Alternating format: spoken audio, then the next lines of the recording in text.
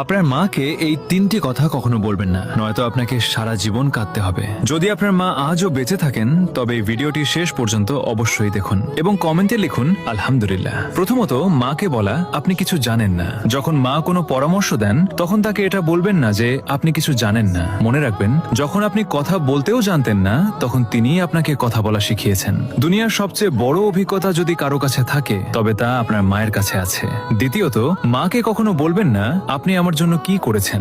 যদি কখনো আপনার মনে হয় যে মা আপনার জন্য কিছুই করেননি, তবে সেই রাতগুলোকে মনে করুন যখন আপনি অসুস্থ ছিলেন আর মা সারা রাত জেগে আপনার সেবা করেছেন। আপনার এক ফোঁটা চোখের জলে যদি কেউ সারা রাত না ঘুমিয়ে থাকে তবে তিনি কেবল মাই হন। তৃতীয়ত, আমাকে একা ছেড়ে দিন।